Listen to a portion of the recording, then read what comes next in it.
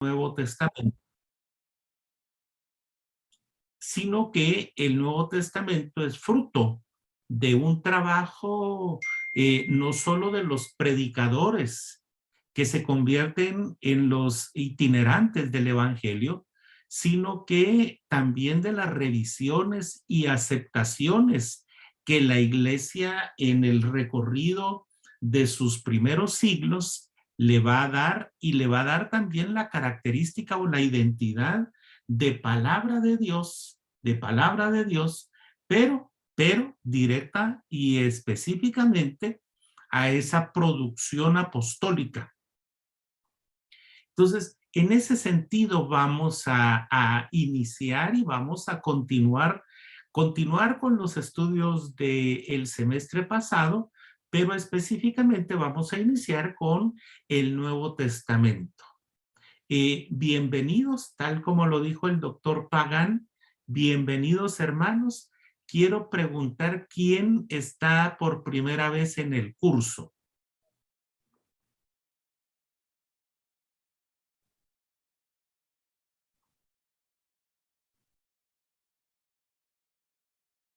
¿Quién está por primera vez en el curso?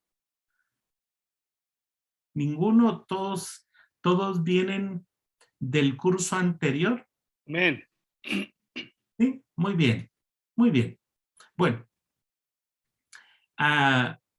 esta presentación y las que usemos en este tiempo, yo se las voy a hacer llegar como material auxiliar. El doctor Pagán nos enclavará, nos subirá en el WhatsApp del grupo el prontuario o programa para que ustedes tengan ahí. Es un prontuario como de 10 páginas y las últimas 10 páginas, las últimas 2 páginas hablan sobre bibliografía. Hay muchos textos que debemos de tener y ir comprando, ir adquiriendo con la ayuda de nuestro buen Señor. También en algún momento algunas Biblias especializadas que nos ayudan a mantener también la vigencia de la palabra de Dios, y de eso vamos a trabajar. Bien, vamos a comenzar entonces, mis estimados hermanos, y voy a comenzar con esta dinámica, con esta temática, porque es necesario que tengamos una introducción. Y la introducción no puede ser otra cosa más que hablemos de la formación del canon del Nuevo Testamento. ¿Cómo llegamos a tener un Nuevo Testamento? Incluso, ¿por qué le pusimos Antiguo Testamento a un conjunto de libros que los judíos le siguen llamando Tanaj, ¿verdad? El Tanaj. La Torá, los Neviim y los Ketubim. Y nosotros le cambiamos el nombre a Antiguo Testamento y le pusimos Nuevo Testamento a partir de la revelación en Cristo y la formación de la iglesia como tal, ¿verdad? Así que incluso en algún momento, aunque no es un curso de eclesiología, yo mencionaré cuáles son las diferentes escuelas que hablan sobre el nacimiento de la iglesia, porque eso también va a ser muy importante. Bueno, cuando analizamos el Nuevo Testamento, debemos de recordar que el Nuevo Testamento se compone de 27 libros, y ahí coincidimos con la iglesia, con las diferentes expresiones de las iglesias cristianas, incluyendo la iglesia católica. No nos suma, no nos resta ningún libro como si en el Antiguo Testamento. Acá no. Aquí la formación de los 27 libros son los que reconoce universalmente el cristianismo. Obviamente, también tenemos que pensar que la lectura consensuada del Nuevo Testamento nos va a decir que es un conjunto, es una producción literaria, es una literatura que responde a la época con un lenguaje muy particular a partir de los primeros años del primer siglo, todo el siglo completo, el primer siglo, y posteriormente el segundo y tercer siglo, que se consolida esta producción literaria y le va a dar origen a el llamado Nuevo Testamento. Esta serie de pensamientos, mis hermanos, nos va a llevar a analizar la cronología del Nuevo Testamento. Y con la imagen ante ustedes, hermanos, vamos a ver una cronología del Nuevo Testamento, y si usted puede ver en su pantalla, tenemos al Imperio Romano, Palestina, el ministerio de Jesús y la actividad apostólica y la producción literaria en el extremo derecho de mi pantalla, ¿verdad? Ahí tenemos nosotros un cuadro comparativo, un cuadro sinóptico. Y entonces usted puede ver que dentro de esta comparación nosotros tenemos directamente aquí un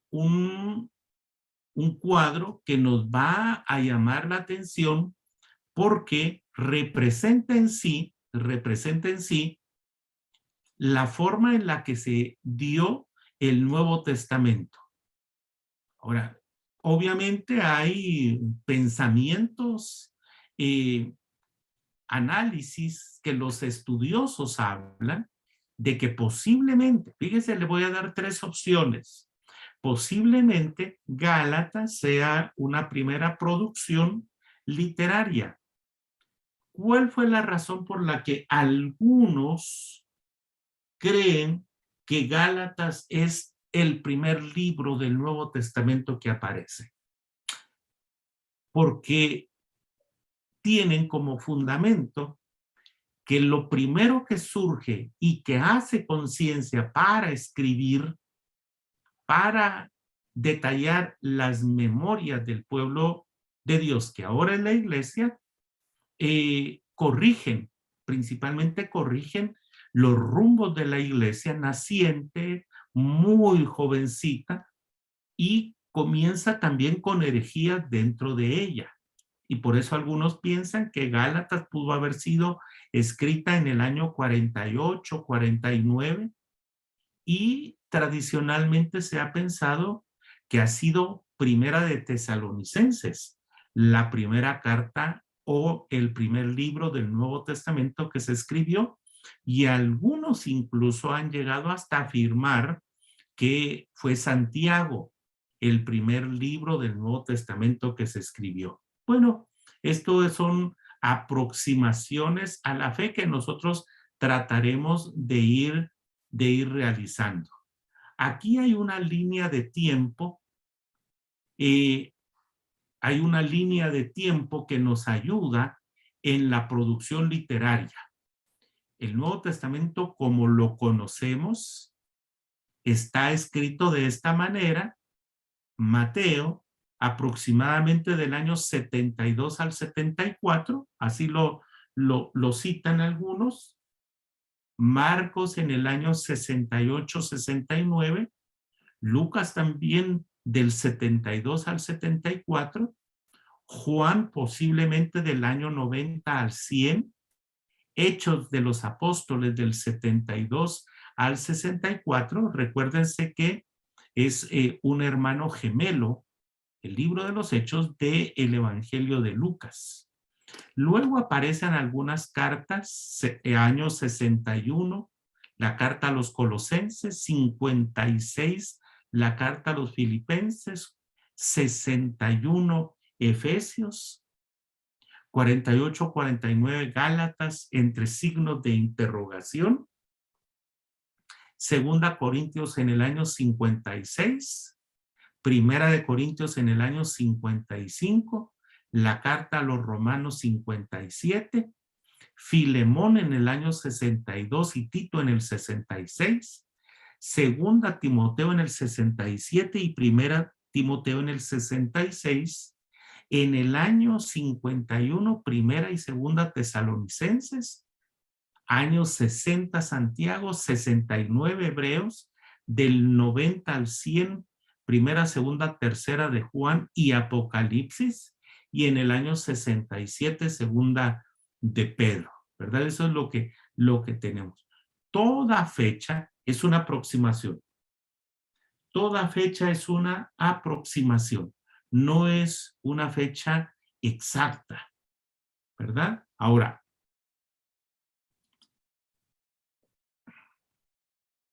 la producción, entonces, como usted puede verlo, aquí tenemos ya la producción literaria del Nuevo Testamento ordenada en la cronología que les presenté. Si ustedes bien vieron el Nuevo Testamento como lo conocemos, de Mateo a Apocalipsis. Sin embargo, en el cuadro de abajo o recuadro de abajo, lo que hace es componernos la producción literaria dependiendo del año que suponemos que fue escrito cada uno de estos libros. Ahora, vamos a ver un puntito aquí. Por ejemplo, este texto, Hebreos 2:3. ¿Cómo escaparemos nosotros si descuidamos una salvación tan grande, la cual, habiendo sido anunciada primeramente por el Señor, nos fue confirmada por los que oyeron? Hermanos, esta es una tradición oral.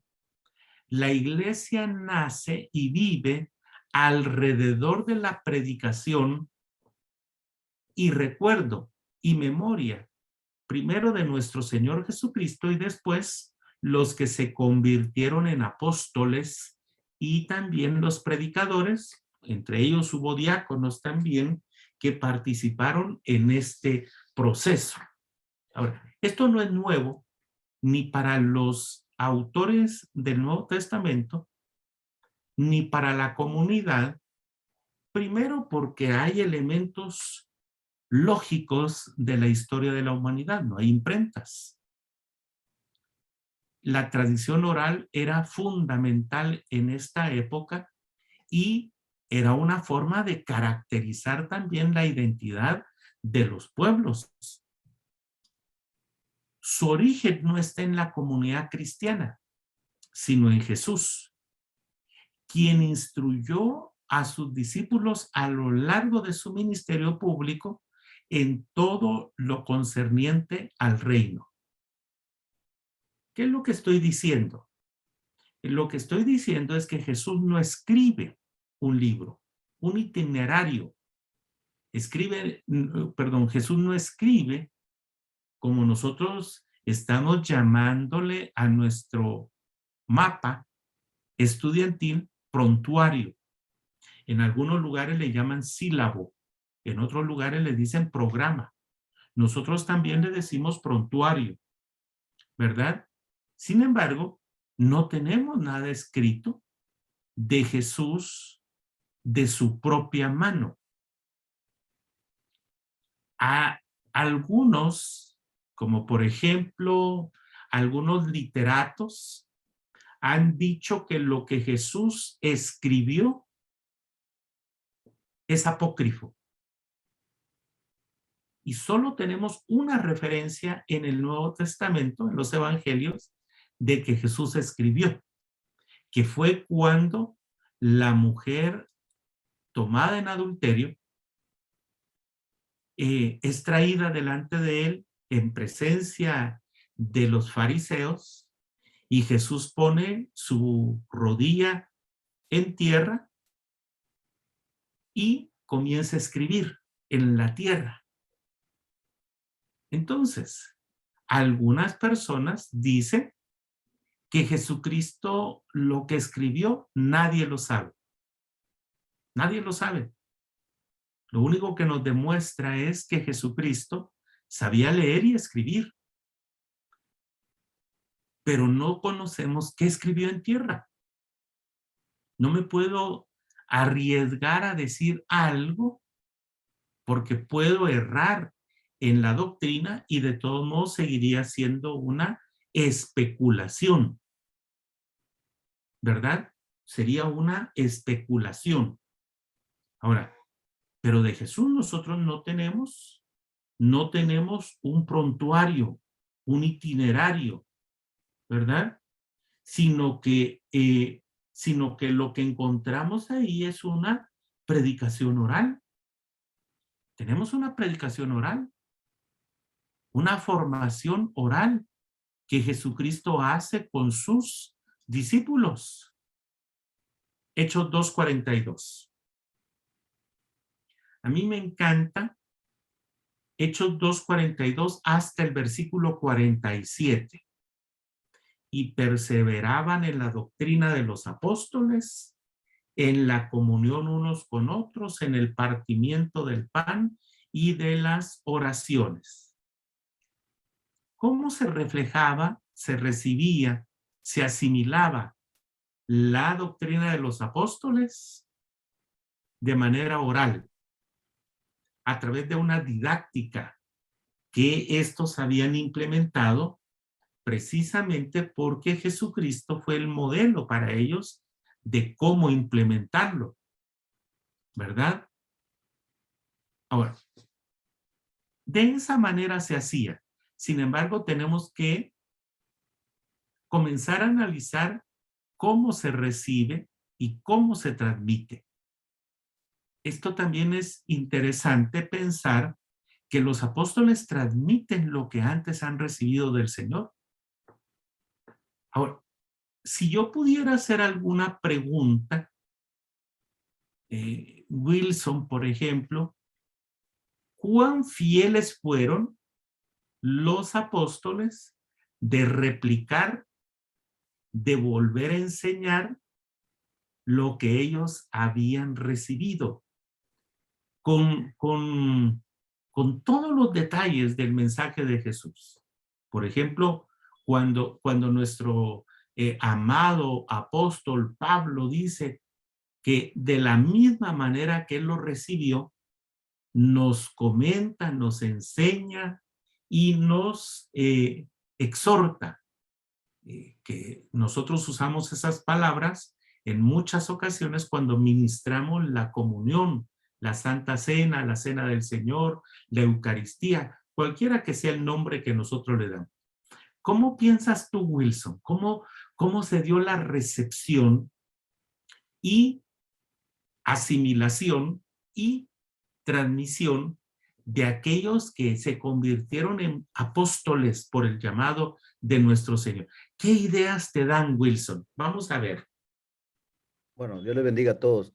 Yo pienso que lo más importante fue que el Espíritu Santo era el que, porque a uno cuando le enseñan algo es difícil que se vuelva a acordar, pero para eso el Señor cuando dijo, Él los guiará, Él le recordará las cosas que, entonces, para mí lo más importante fue que tuvieran el Espíritu Santo, porque entonces el Espíritu Santo les traía la revelación de todas las cosas que Jesús les había hablado.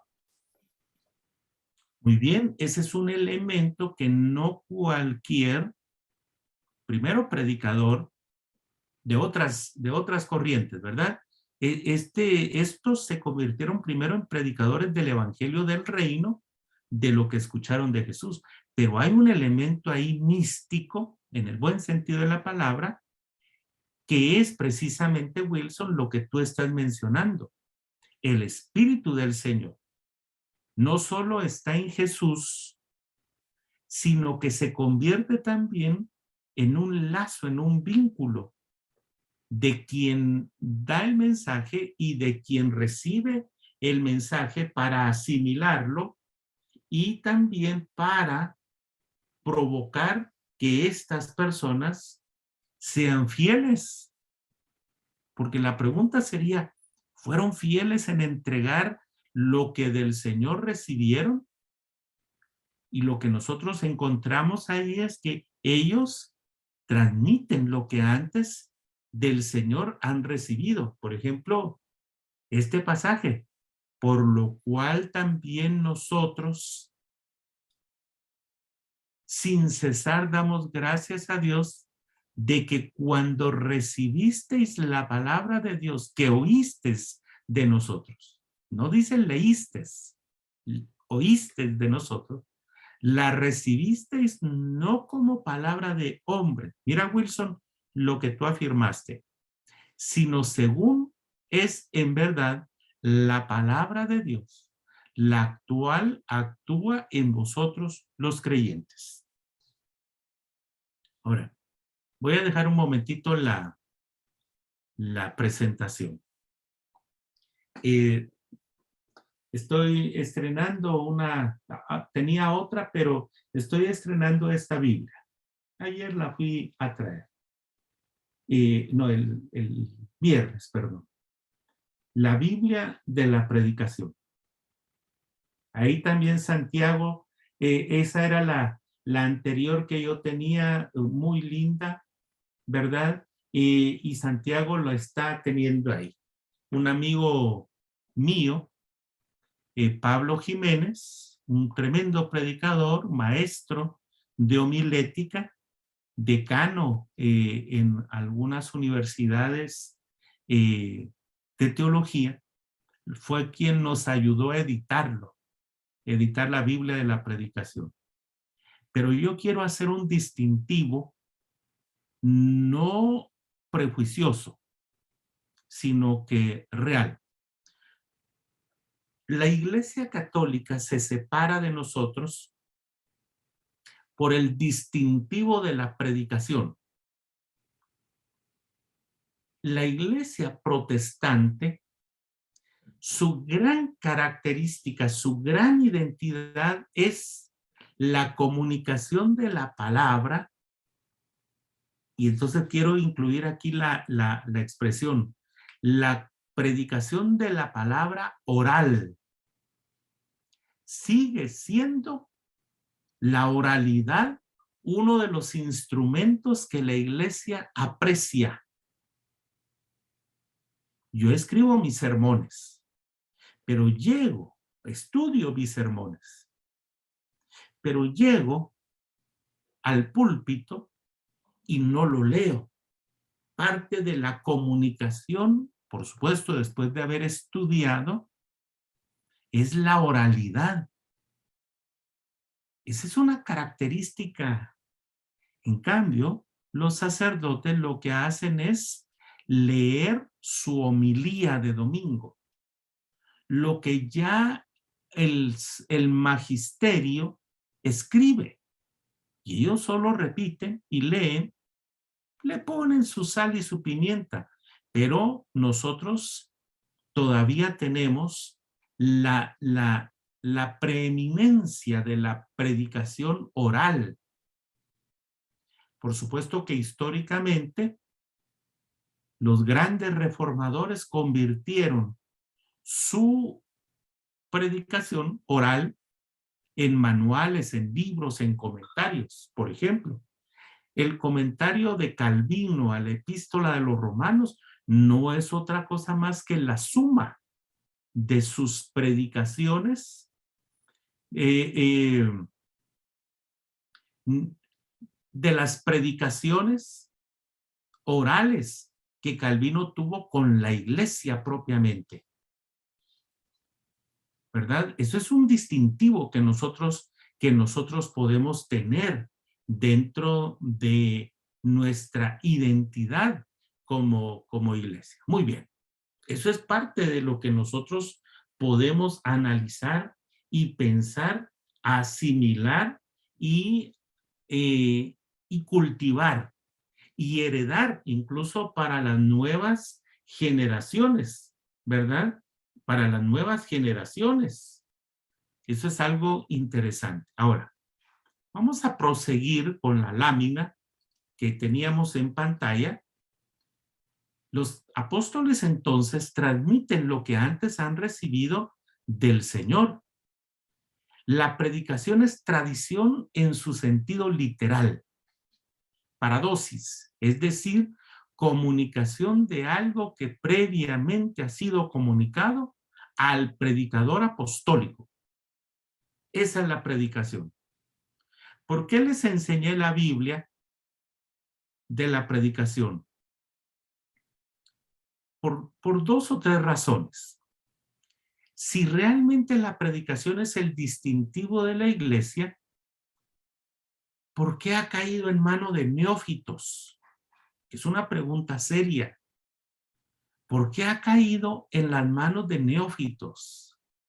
De personas que evaden lo que ustedes están haciendo aquí, estudiando la palabra, viendo la palabra, analizando los elementos de la palabra. Yo mantengo mi atril con la Biblia de escritorio. Voy a quitar la pantalla. Con la Biblia de escritorio, aquí tengo mi atril, tengo una Biblia, tengo un lápiz, aquí está la Biblia, es una Biblia un poquito grande porque la uso precisamente como referencia solo para mi escritorio, con letra gigante, porque la tengo un poquito separada, pero tengo un atril, ¿verdad? Que me permite tener permanentemente esta Biblia, ¿verdad? Casi como que fuera de púlpito.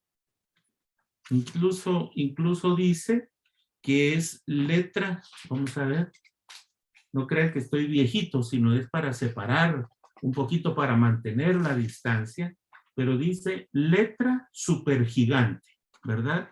¿Por qué? Porque la mantengo aquí, pero la tengo separada y precisamente, primero entonces, la pregunta es si el distintivo nuestro en la predicación, la primera pregunta es, ¿por qué ha caído tanto en manos de neófitos?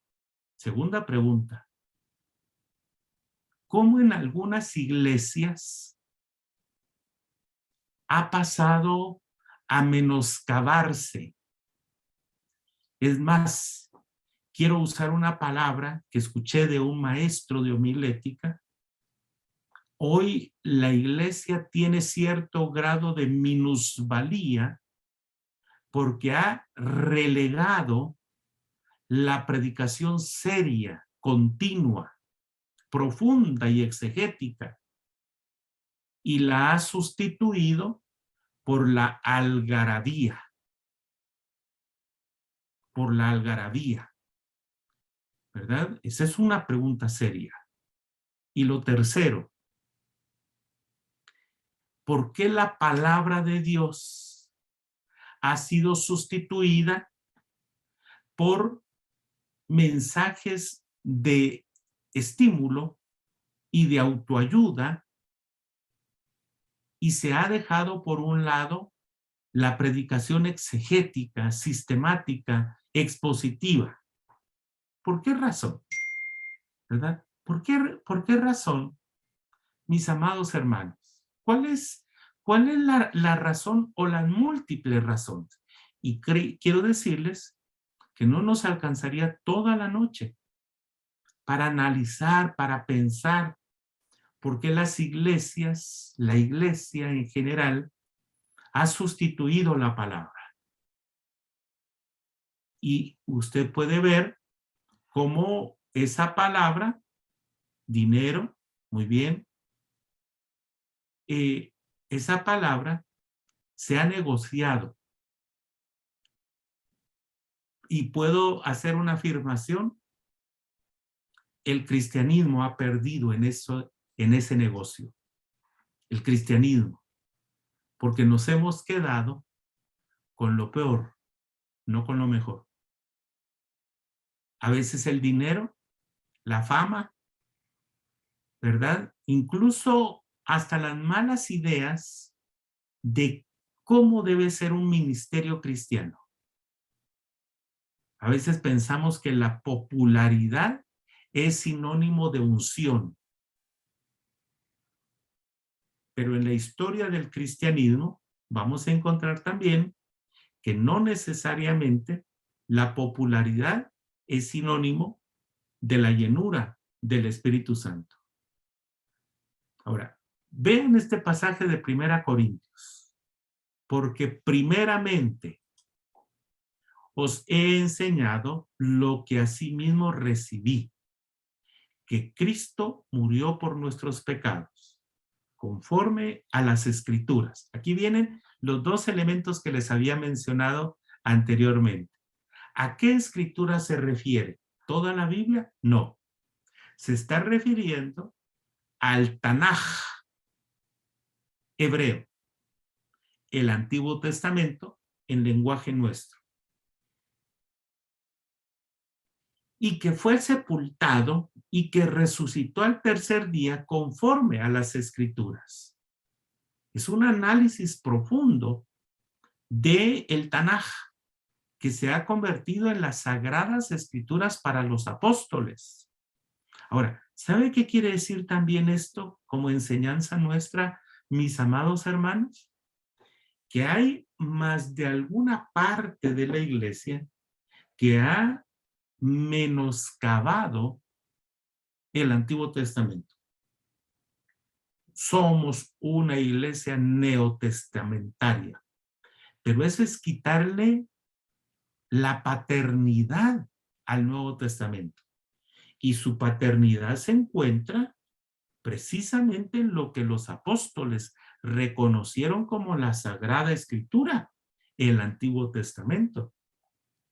Obviamente no fueron los apóstoles los que llamaron Sagrada Escritura al Nuevo Testamento y Antiguo Testamento, porque todavía estaba produciendo, todavía se estaba pasando de la oralidad a la recepción y transmisión. Todavía no hay un reconocimiento a las Sagradas Escrituras que incluyen el Nuevo Testamento, sino que todavía, ¿verdad? Todavía se va a producir esa parte literaria de los 27 libros que nosotros vamos a encontrar como un solo nombre, que es el Nuevo Testamento. Muy bien. Ahora, quisiera saber si tienen algún comentario hasta ahorita. Si alguien quiere hacer algún comentario, puede abrir su micrófono y compartir alguna idea con nosotros. Sí, profesor, estoy haciendo la observación de las fechas de las cartas. Entonces podemos considerar que uno de los primeros escritores fue Pablo entonces. Sí, la respuesta es sí.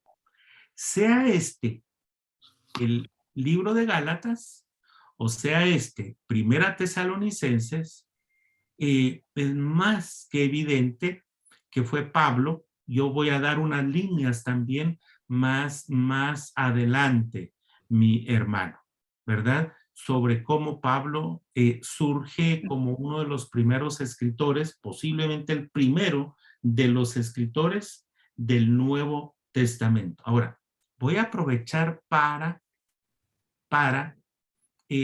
amarrar un puntito aquí, mi hermano. Se lo estaba identificando quién es el que nos habló. Pastor Treviño. Ah, ¿cómo está mi hermano? Amén, bien. Bueno, saludarle. Le mando un abrazo. Amén, gracias. Fíjese, hermano Treviño. Tenemos el Antiguo Testamento, por supuesto fraccionado. Algunos rollos se encuentran por aquí, otros rollos se encuentran por aquí, pero ya se han ido conjuntando como Tanaj. Y tenemos esas producciones de repente dividido en 3 partes, como lo menciona Lucas capítulo 24. Tenemos la ley, la Torá. Tenemos a los profetas. Tenemos los libros que se utilizaban como parte de la sabiduría, la historiografía, en fin. Entonces, la iglesia tiene un recurso. Recuérdese que las predicaciones de los predicadores, valga la redundancia, en el libro de los Hechos, todos tienen en su mente, en su vocabulario y en su trabajo exegético toda una citación del Antiguo Testamento. Entonces tenemos la producción del Antiguo Testamento y el uso, pero nos estamos encontrando con que ahora hay gentiles. Ya no solo es una religión de judíos. Posiblemente los primeros cristianos, sin el posiblemente, los primeros cristianos fueron de origen judío también. Pero el asunto es que se está expandiendo.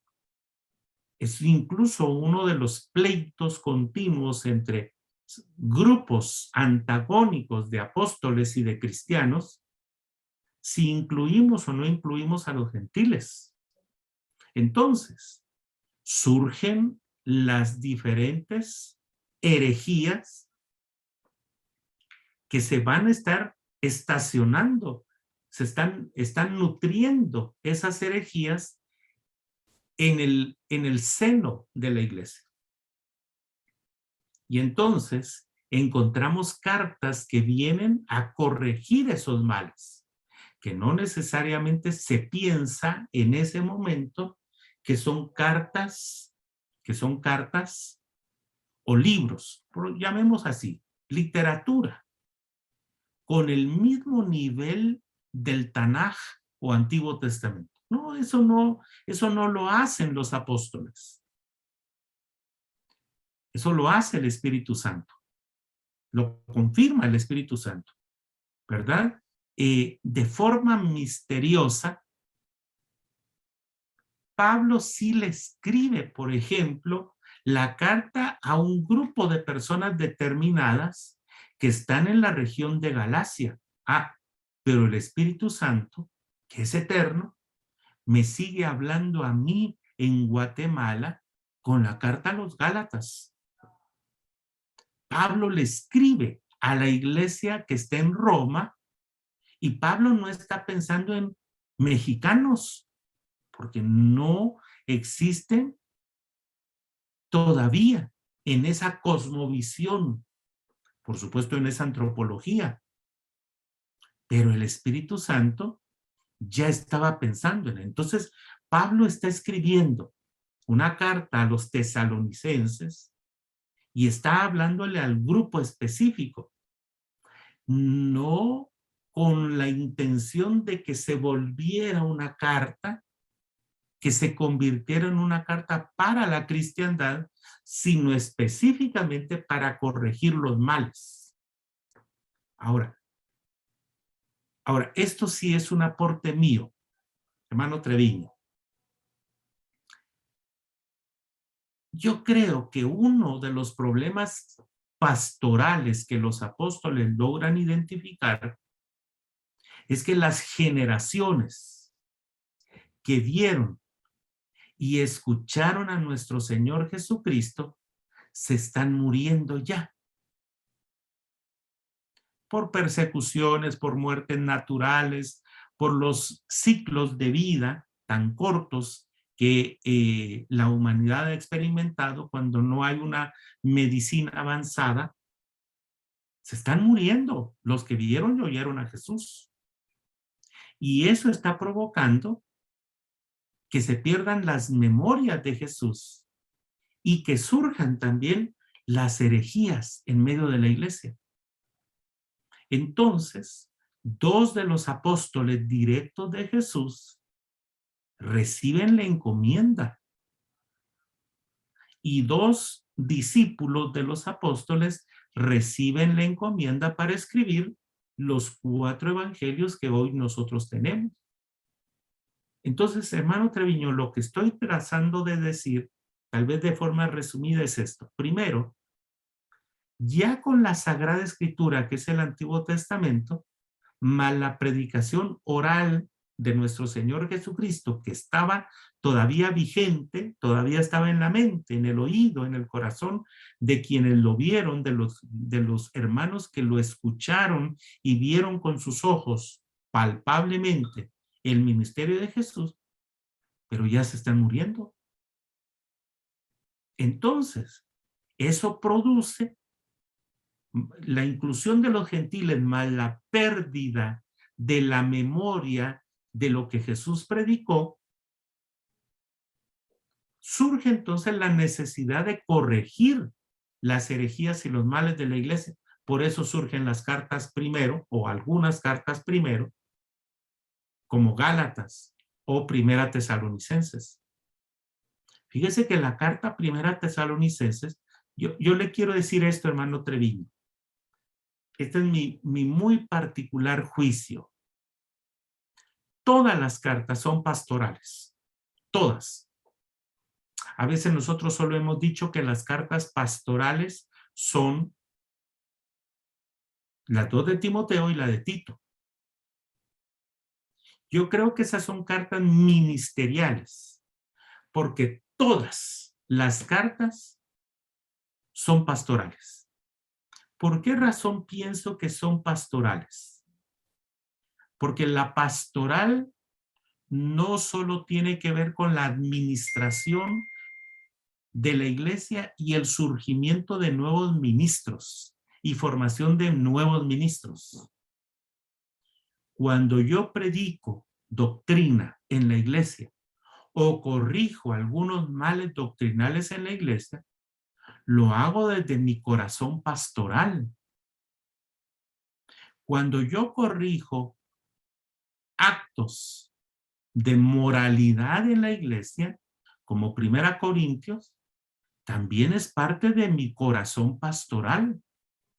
La iglesia es pastoral cuando se purga de sus propias herejías, cuando se disciplina a sí misma. Mis hermanos, la comunidad de fe se autodisciplina en el sentido de que va poniendo sus normas.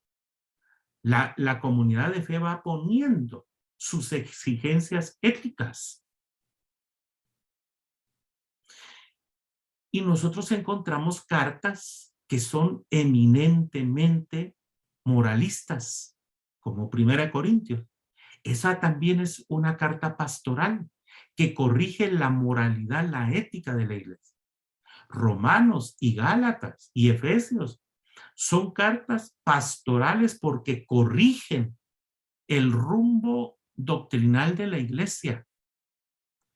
Entonces, gracias, Pastor Treviño, porque nos ilumina pensar que todas las cartas tienen un corazón que late desde una perspectiva pastoral. Ahora, entonces, surgen primero las correcciones, como lo identifican algunas cartas, y posteriormente o en el transcurso surgen los recuerdos de Jesús sistematizados desde la óptica de aquellos que son los evangelistas o se convierten en los evangelistas, ¿verdad? Eso es algo importante también que nosotros podamos ir comprendiendo e ir desarrollando. Porque, hermano, yo lo experimenté, 30 años pastoreé de forma continua, pero yo experimentaba que cuando corregía actos de inmoralidad o de disciplina en la iglesia, también había un corazón pastoral ahí. Y lo digo como papá.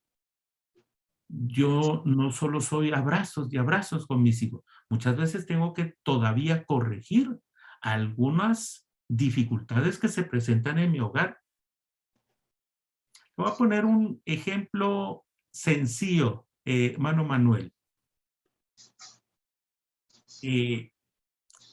Cuando sucedió la pandemia aquí en Guatemala, automáticamente todas las iglesias acudieron a utilizar plataformas virtuales para pastorear a su gente, incluyéndonos, a mí y a mi familia.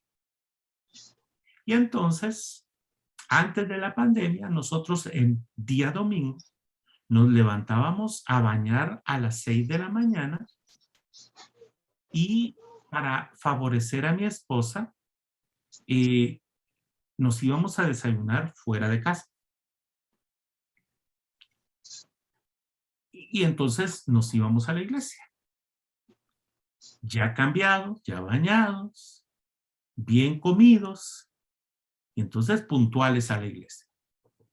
Pero de repente con los cambios de los cultos en Zoom, en Facebook Live u otras plataformas, comenzamos a bajar, y me incluyo, en chancletas, en sandalias, alguna vez incluso sin bañarnos.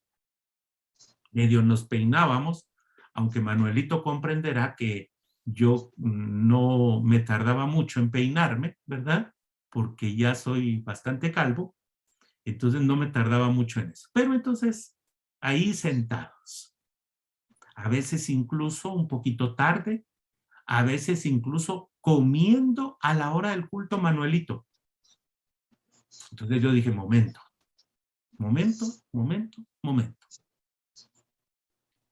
Si anteriormente a la pandemia nos levantábamos temprano, nos bañábamos, salíamos a comer y estábamos en punto de la iglesia, fíjate Manuelito, porque ahora en pandemia somos asquerosos que no nos vamos a bañar, vamos a comer durante el horario del culto.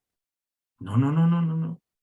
Y comenzamos a poner normas, que aunque fuera por Zoom, teníamos que estar guapos, elegantes, si así íbamos anteriormente a la iglesia.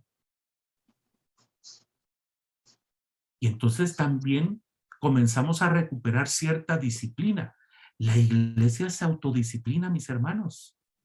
La iglesia va poniendo sus normas. Por supuesto, hay que revisarlas a la luz de la palabra, para que no caigamos en legalismos. Pero de repente, en alguna ocasión, escuchamos alguna herejía y cuando terminó el culto y apagamos el televisor, en lugar de poner un canal de deportes que a mí me puede gustar, apagamos el televisor para discutir y corregir lo que habíamos escuchado como herejía en pleno culto. Fíjate, Manuelito. Entonces yo les dije a mis hijos, bueno, vamos a pensar en este tema que acabamos de abordar. ¿Cuál es su opinión? ¿Qué dice la Biblia con respecto? Y pasamos 2 horas dialogando después del culto por una herejía que se había mencionado por un predicador invitado. ¿Sabes, Manuelito? Eso es exactamente lo que puedes identificar tú en 1 Corintios 15. Falsos predicadores llegaron a predicar a la iglesia de Corinto y Pablo lo identifica. Mucho de 1 Corintios es moral, pero 1 Corintios 15 es el corazón del problema y es el corazón de la herejía que llegaron a predicar estos predicadores. ¿Sabes qué creo yo, Manuel? Yo creo que lo que llegaron a hacer, voy a ser benigno en mi crítica, es que más de algún saduceo se convirtió al Señor, pero su doctrina de saduceo no se convirtió al Señor y siguió pensando como saduceo, ahora como cristiano, pero siguió siendo saduceo. No creía en la vida eterna, no creía en la resurrección, no creía en los premios, no creía en los ángeles. Y entonces usted puede ver que lo que llegaron a predicar es que con la muerte se terminaba todo. Ellos fueron los que acuñaron, fíjate Martín, ellos fueron los que acuñaron, comamos y bebamos que mañana moriremos. Pero ese era el pensamiento de un saduceo.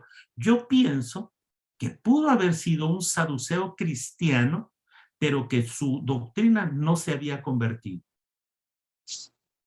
¿Sabes por qué para nosotros, Martín, es más fácil, digamos para nuestros países, que la gente católica se convierta al cristianismo? Porque la doctrina sigue siendo casi la misma, a excepción de algunos tópicos, como por ejemplo María, el tema de la virginidad de María, de la intercesión de María, de los santos, etcétera. Pero la doctrina es muy parecida a la nuestra.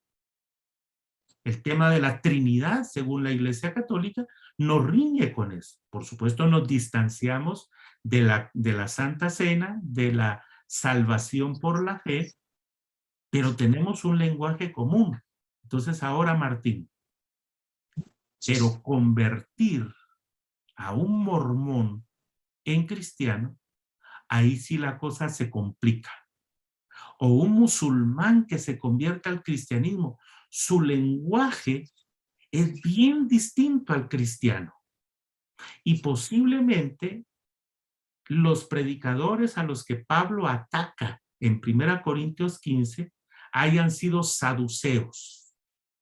Y Pablo dice, miren, esto es tan ridículo, que piensen que no hay vida eterna.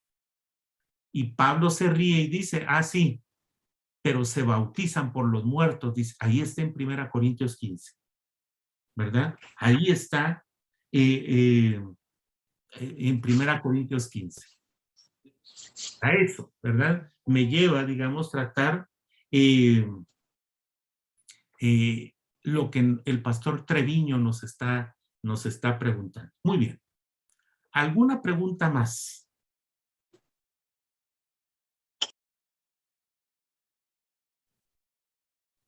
¿Alguna pregunta o idea?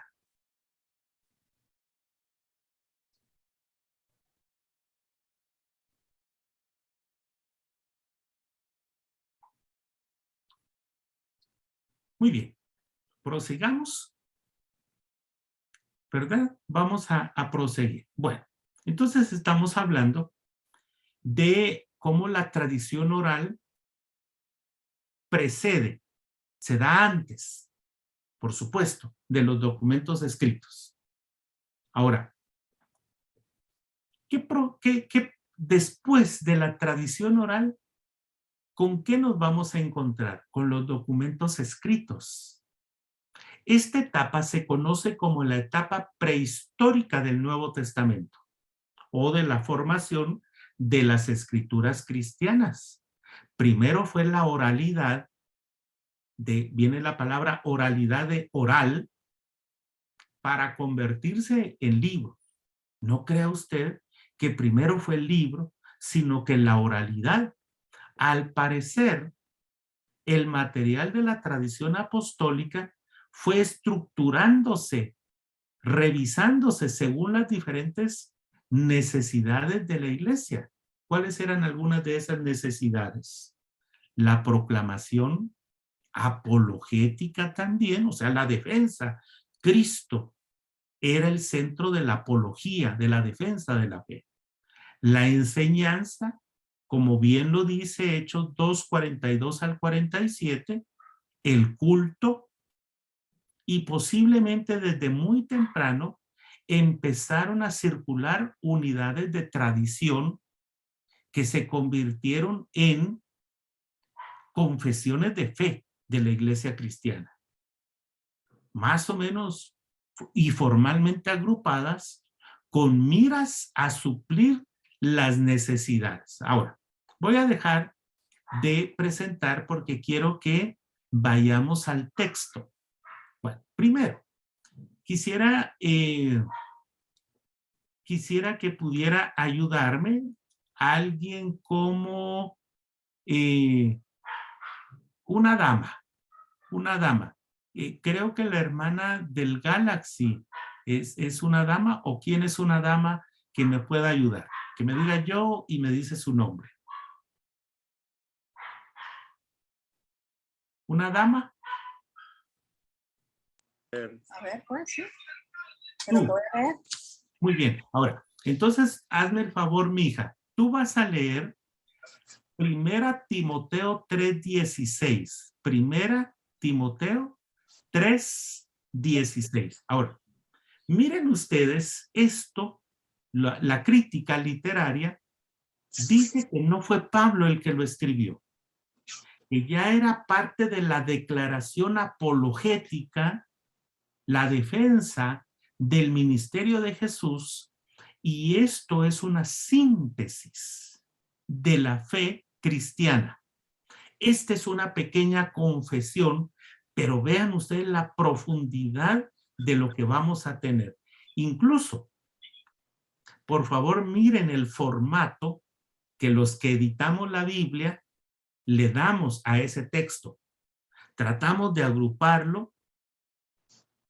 Ustedes pueden ver que los márgenes están reducidos básicamente por la teología que encontramos como una teología que declara su fe. Y entonces Pablo lo recoge, Pablo lo usa, Pablo lo cita y lo incluye en una carta ministerial como la de Primera Timoteo. Por favor, hijita, léelo. Ok, dice, indiscutiblemente grande es el misterio de la piedad. Dios fue manifestado en carne, justificado en el Espíritu, visto de los ángeles, predicado a los gentiles, creído en el mundo, recibido arriba en gloria. Muy bien. Si ustedes miran, es una cristología. Esa es una cristología, ¿verdad?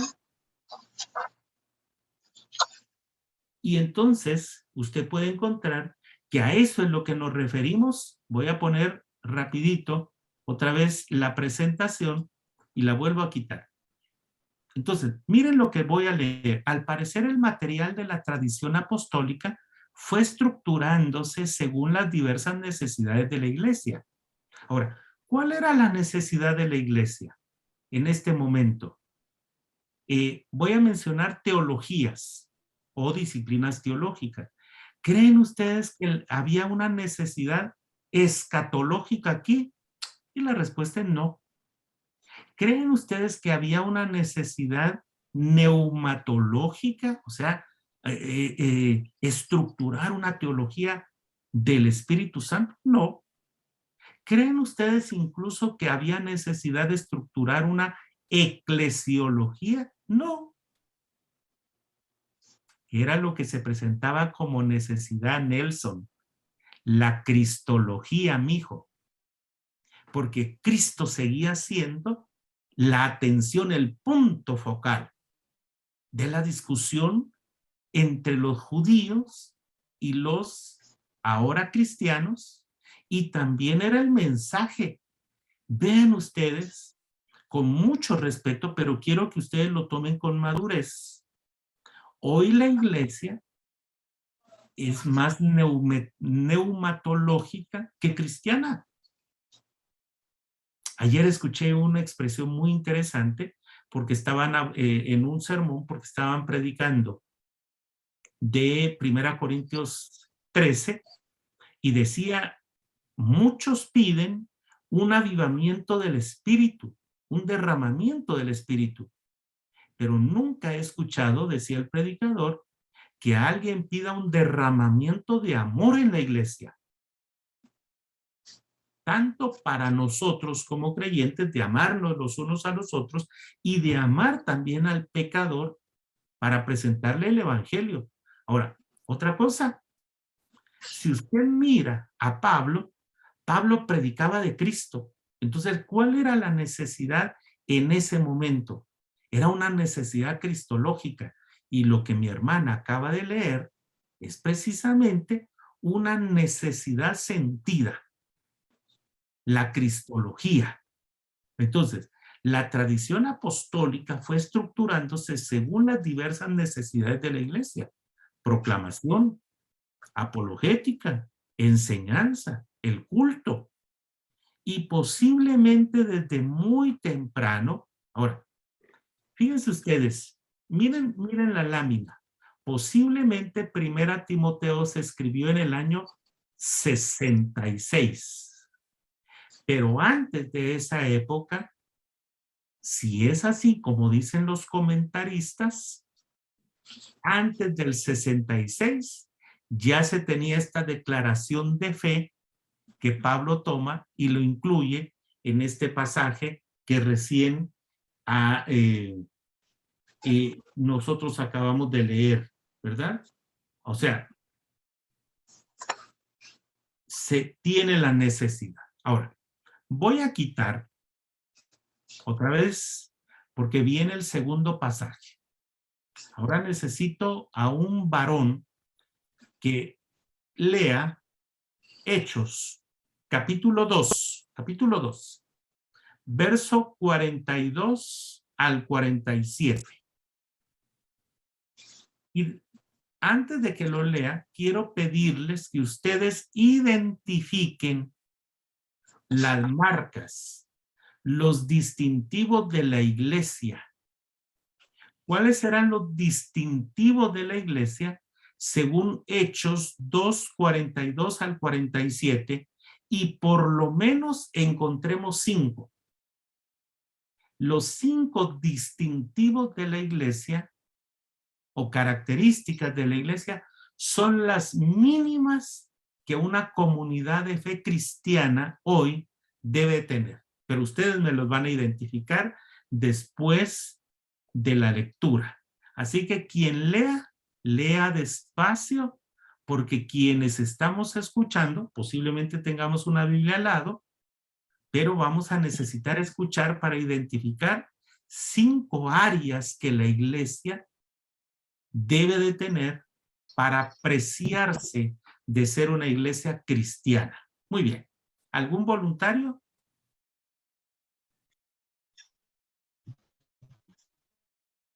Hechos 42 al 47. 42 al 47. Gracias, Martín. Sí, Martín o Manuel. Y perseveraban en la doctrina de los apóstoles, en la comunión unos con otros, en el partimiento del pan y en las oraciones. Y sobrevino temor a toda persona, y muchas maravillas y señales eran hechas por los apóstoles. Todos los que habían creído estaban juntos y tenían en común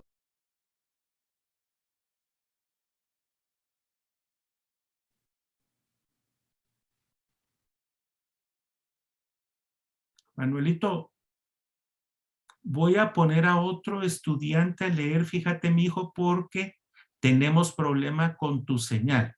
¿Oíste, mi hijo? ¿Nos perdonás? de Entonces, acuerdo. está bien. Gracias, mijito. Te mando un abrazo.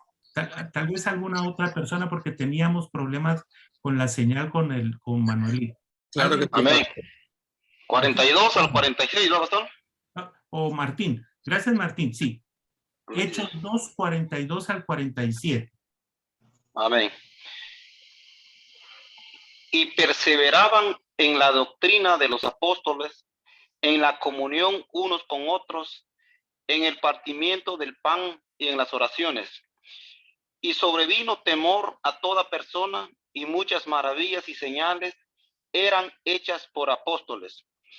Todos los que habían creído estaban juntos y tenían en común todas las cosas, y vendían sus propiedades y sus bienes y los repartían a todos según la necesidad de cada uno, y perseverando unánimes cada día en el templo y partiendo el pan en las casas, comían juntos con alegría y sencillez de corazón. Todavía te falta uno. Amén. Alabando a Dios y teniendo favor con todo el pueblo, y el Señor añadía cada día a la iglesia los que habían de ser salvos. Amén. Bien bonito el pasaje, Martín. Amén, amén. Ahora pues, vamos a ver, ¿quiénes contribuyen? Díganme, ¿cuáles son por lo menos 5 distintivos que el pasaje nos enseña que son características distintivos.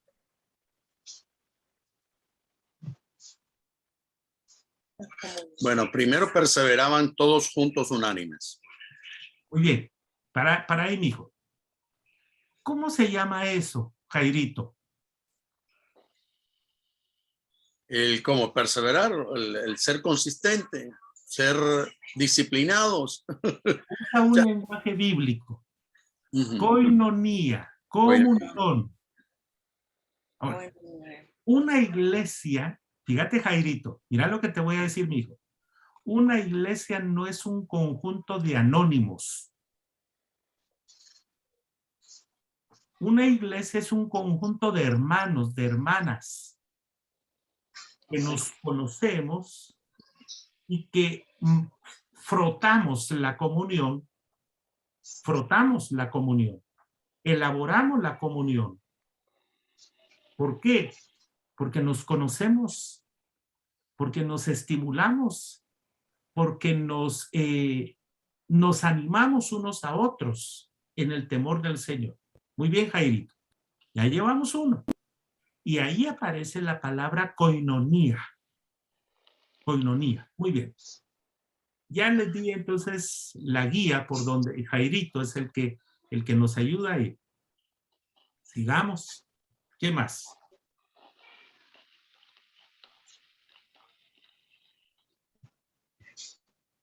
Otra marca o distintivo. Perseveraban en la doctrina de los apóstoles, pastor. Mira, Patoja, qué inteligente. Patoja, ¿está bien dicho, Jairito?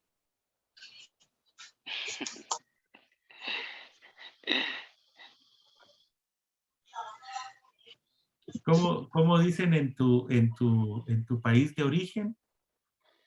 Señorita, nosotros aquí decimos Patoja, una Chavala. chavala, ¿está bien? Muy bien. Ahora, mira pues, hija, perseveraban en la doctrina de los apóstoles. ¿Qué es eso? Esa es la didascó, la enseñanza, ¿verdad? La iglesia le rehuye a la enseñanza hoy en día, pero el distintivo de la iglesia primitiva es que giraban alrededor de la doctrina apostólica. Claro, yo no me voy a meter con el tema de los apóstoles hoy, pero más que funcionarios, fíjate, Manuelito, más que funcionarios de la iglesia, eran rectores de la enseñanza cristiana. Eran los que tenían la enseñanza cristiana a flor de labios. Entonces, la gente vivía alrededor de la enseñanza apostólica, primero porque los apóstoles habían visto y oído, y entonces usted analice también el caso de Pablo, a nuestro Señor Jesucristo. Segundo, también se convirtieron en conocedores del Antiguo Testamento, del Tanaj. Mire, solo los discursos de Pedro son tan elocuentes en cuanto al tema del Antiguo Testamento. Me encanta. Y también otros ministros, como ciertos diáconos, como Felipe, por ejemplo, eran conocedores de la palabra y de Cristo. Entonces, lo que tú dices, mija, efectivamente es una segunda característica o distintivo de la iglesia. Primero, que no se les olvide, comunión, koinonía. Segundo, didascó. La palabra didascó le da origen a la palabra didáctica, enseñanza. Por eso es que se traduce así en nuestras Biblias, la enseñanza de los apóstoles. Muy bien. Número 3.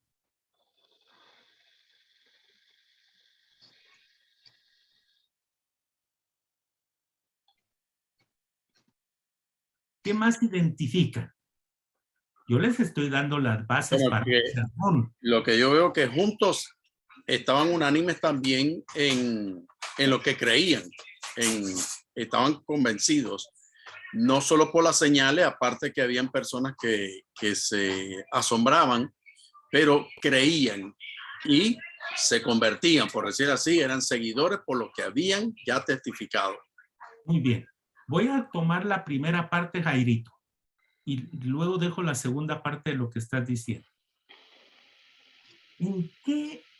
¿Alrededor de qué, aparte de la palabra, que es la enseñanza de los apóstoles, allí específicamente dice, en el partimiento del pan? ¿Qué te recuerda eso, Santiago? Hoy te veo muy callado, mijo. Hoy como que te dijeron, no vayas a molestar mucho al profesor Mazarí, porque es bravo, ¿verdad? Ahora, ¿qué te recuerda el partimiento del pan? La Eucaristía, la Santa Cena. ¿Y a qué nos conduce eso? Al culto. Si ustedes ven, hay una liturgia sencilla. Fíjense que la liturgia en el Nuevo Testamento es bastante más sencilla que la elaborada en el templo. ¿Qué había allí? Principalmente enseñanza de la palabra apostólica. Había comunión. Yo les quiero mencionar esto, que en la iglesia antigua la Santa Cena se daba todos los domingos. No el primer domingo de cada mes o una vez al mes. Hay iglesias que lo practican una vez cada 6 meses. Y de esa costumbre, los reformadores del siglo XVI dijeron que el distintivo de la iglesia protestante es tener en el culto palabra y sacramento, que se está refiriendo a la Santa Cena y a la predicación. Y entonces ustedes pueden ver que aquí hay un culto. Y es que en la lámina, mira Santiago otra vez para ti, hijo. Mira, te voy a volver a poner la lámina. Dice, al parecer el material de la tradición apostólica fue estructurándose según las diversas necesidades de la iglesia. Proclamación, apologética, enseñanza, culto. Ahora, voy a dejar de presentar Santiago. Ahora, no le van a decir al profesor Pagán que yo dije esto. Miren, hermanos. ¿Usted cree que antiguamente en la iglesia primitiva había culto de doctrina, culto evangelístico, culto de oración? Y la respuesta es no. ¿Cómo surgieron esos cultos? En nuestros países de origen, aquí en Guatemala, por ejemplo. Martes, culto de oración. Miércoles, culto de señoras. Jueves, culto de doctrina. Sábado, culto de jóvenes. Domingo en la mañana, escuela dominical. Domingo en la noche, culto evangelístico. ¿Quién nos enseñó a separar los cultos así? En la historia de la iglesia. Pero antiguamente, ¿en dónde se daba todo esto? Todo culto. Fíjate, Santiago, hijo. En cada culto de la iglesia primitiva había oración. ¿Me recuerda la iglesia de Antioquía cuando el Espíritu habla y dice, apartadme a Saulo y a Bernabé para la obra? ¿Qué estaba haciendo la iglesia? Orando y el Espíritu hablando. Entonces los cultos incluían oración profunda. 2, todo culto de la iglesia primitiva era evangelístico. 3, todo culto enseñaba o había enseñanza. O sea, después nosotros lo separamos, pero al principio en la iglesia primitiva todo estaba relacionado, todos los temas estaban incluidos, fusionados en el culto. Y aquí es lo que yo les digo, ¿verdad? Bromeando ahí un poquito con el doctor Pagan. Pero ¿quién preparaba a los ministros? ¿Un seminario teológico?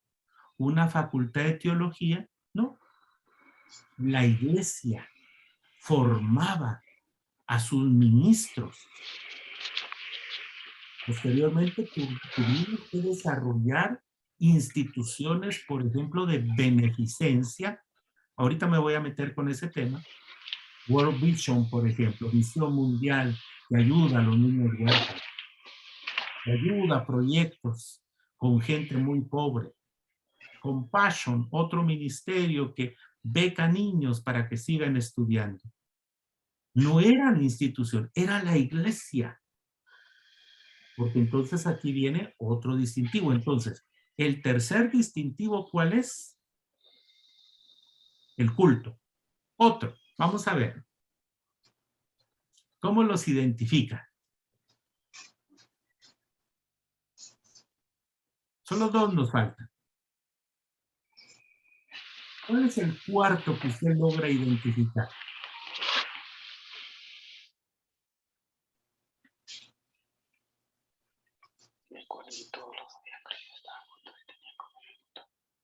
Pastor, puede ser alabando a Dios. Ese es culto. Ese es el culto, mija. La necesidad de cada uno. Ahí vas, Santiaguito. Ahí vas, mijo. Repetí la idea. Y era hora. La necesidad de cada uno. Muy bien. ¿Cómo se llama eso, Santiago? Diaconía. Diaconía. Eso quiere decir que la iglesia no era un conjunto de personas solo para adentro, sino que tenían la capacidad espiritual. Esto no es culto, pero gloria a Dios por eso.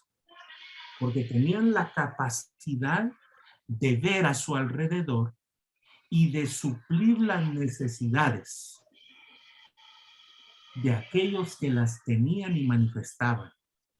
¿Sabe por qué? Porque había una predicación tan de Cristo, tan cristiana, que nadie decía, esto es mío, esto es para mí, ¿verdad?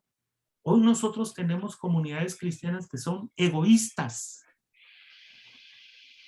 que pueden gastar $50,000 en un equipo de sonido y posiblemente los niños que van a la iglesia tienen hambre. Y llamamos a la compra de un equipo de sonido, un piano de $50,000. Lo llamamos bendición, pero tenemos a niños con hambre. Hoy la pandemia nos ha demostrado esto, hermanos. Hoy la pandemia nos desnudó que personas perdieron su trabajo, que tuvieron hambre, que tienen necesidad. ¿Qué nos está diciendo aquí el pasaje? La diaconía, de donde viene el término de los diáconos. Misericordia. Y por último, vamos a ver, lo último. El pasaje que Martín se había comido. Vean ustedes. Mira, yo le dije a Martín, hijo, termina de leer porque es importante. Entonces, yo lo voy a mencionar. La última frase es esta. Y el Señor añadía. ¿Qué es eso? La proclamación. Ahora, miren lo interesante. Fíjense, mis hermanos. Yo he estado en campañas evangelísticas. Fíjate, Santiago. He estado en campañas evangelísticas en donde el predicador predica 30, 40 minutos. Y pasa una hora insistiendo. Levanten la mano. Y a veces hasta amenazando, se van a ir al infierno. Y nuestra voz profética es para que salgan y huyan del infierno. Y ustedes miren, no solo la frase, sino el espíritu de la iglesia en el libro de los Hechos. La gente a tropel se amontonaba para recibir a Cristo, porque veían en la iglesia estas 4 cosas, estas 4 áreas. Un buen culto, lo voy a decir desordenado, un buen culto, una buena comunión, una buena enseñanza y entonces una buena diaconía. Cuando usted mira estas 4 áreas que la iglesia distintivamente se identifica, entonces se cumple la 5ª área. Y el Señor añadía, y hay versiones que dice, cada día añadía el Señor los que habían de ser salvos. Repito, didascó, enseñanza. Fíjense, liturgué, culto. Viene la palabra liturgia. Koinonía, comunión. Diaconía, ese aspecto de misericordia con la que nos tratamos. Y querigma. Querigma. El Señor añadía a la iglesia los que habían de ser salvos. Mire qué precioso el pasaje. Por eso se pasa de la tradición oral a los escritos, pero estos 5 distintivos le dieron origen, identidad a la iglesia primitiva, que entonces en su prehistoria, por eso en la lámina aparece, yo se los voy a pasar lo más pronto posible. La época o la etapa de la prehistoria. En ese sentido, la historia va a ser la producción literaria. Pero antes de eso, los distintivos fueron estructurarse. Primero leímos 1 Timoteo 3:16 para que vea usted cómo hacían sus fórmulas doctrinales. Digamos, Manuelito, una de las fórmulas que no era, digamos, de la Iglesia Católica, sino de la Iglesia Cristiana, fue la estructura del credo apostólico. Otras confesiones de fe que los evangélicos también tenemos. Incluso el orar con el Padre Nuestro eran formas distintivas, teológicas. Voy a usar una palabra, declarativas. ¿En qué está su fe? En el credo apostólico. Aquí está. Esta es la estructura de mi fe.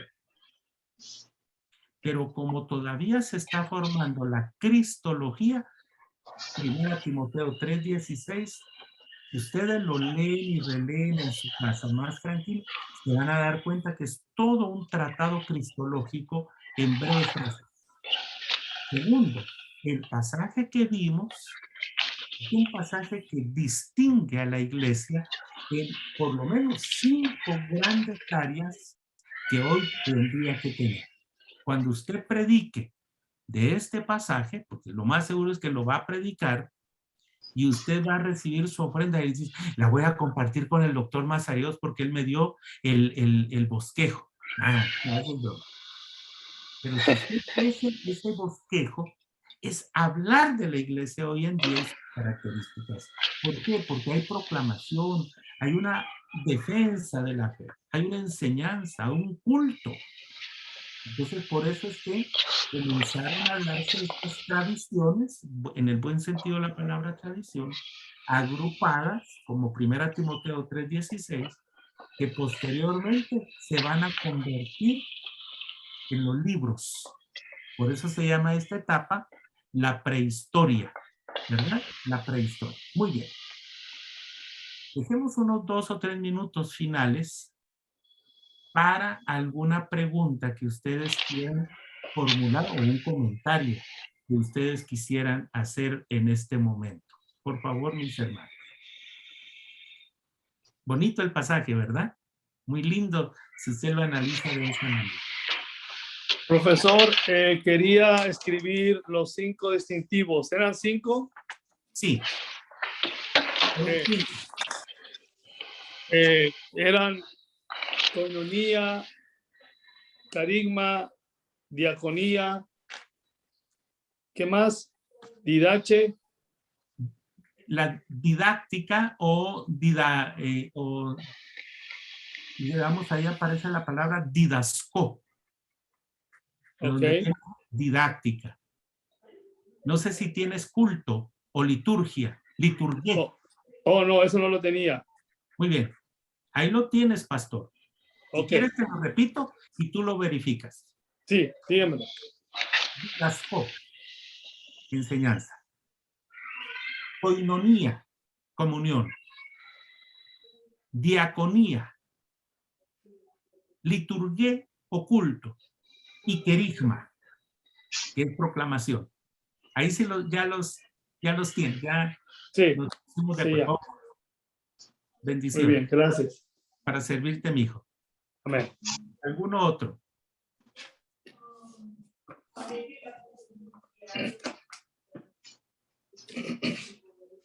Muy bien. Entonces, yo termino diciendo dos cosas. Uno, el doctor Pagan les va a hacer llegar a ustedes el prontuario, programa, sílaba. Es de 10 páginas aproximadamente. Léanlo con detenimiento, ¿verdad?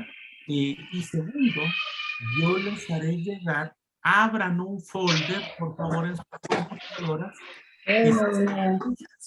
teología bíblica del Nuevo Testamento. Yo les voy a hacer llegar, yo creo que en el curso, unas 6 presentaciones, y esta que hoy comenzamos a ver, se las haré llegar lo más pronto posible, porque la vamos a concluir la próxima semana.